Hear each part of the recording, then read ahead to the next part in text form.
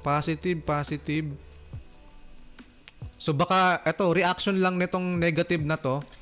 No, baka nag-react lang ito sa negative na to. Tingnan natin, no, abangan natin. Tingnan natin nagkaroon ng rejection. Ito, 1 minute. Ayan, ayan. So nagre-reject siya, no? Talagang nire-reject niya, no? Feeling ko kasi siguro ito clear out lang itong mga liquidities dito sa taas, oh.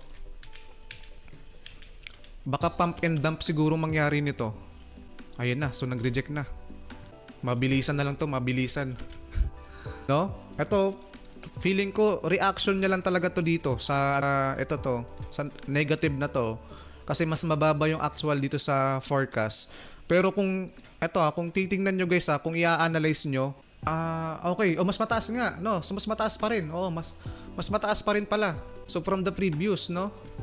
So negative to, panigurado to guys. Ganyan. Panigurado to, magkakaroon to ng reversal. Ganyan. Itong bigger supply zone na yan, pag ito nag-hold, no, panigurado to, ang nangyari dito, liquidity hunt lang to. Ang nangyari dito, liquidity hunt lang. Tapos sabay to, impulsive pullback to. No? Ito siya, oh. Ito na yung 5-minute candle niya, no?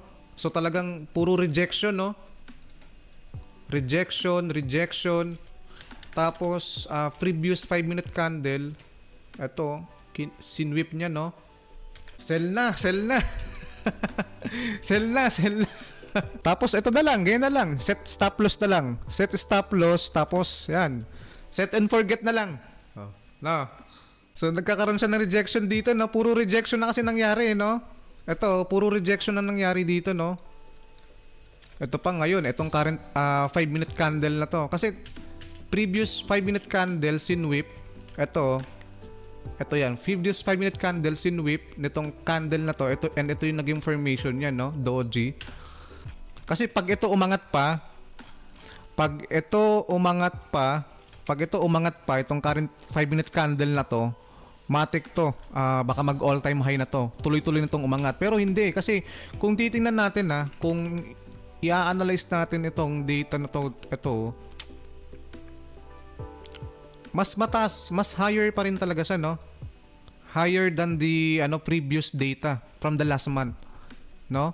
So ito, nagkaroon lang siguro talaga ito ng negative impact kay USD dahil nga yung actual data niya is 142k, no? Mas mababa sa forecasted data, no?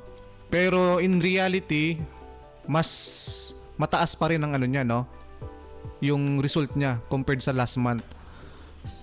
No? Tingnan natin kasi ilang minutes pa lang naman din, 15 minutes pa lang naman din . Tingnan natin itong 15-minute candle na to.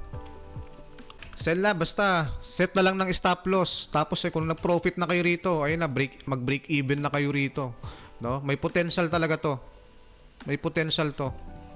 No? Kasi pag ito umangat pa to, sige, pag ito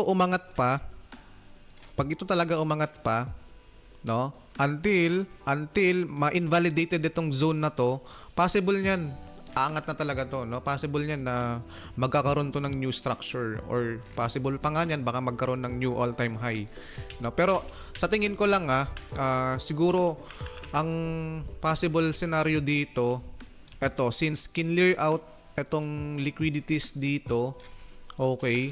And next possible gawin nito is itong nasa ilalim naman na build up na liquidities. And magkaroon muna ito ng correction, ganyan, before makita natin to ng possible up move, no?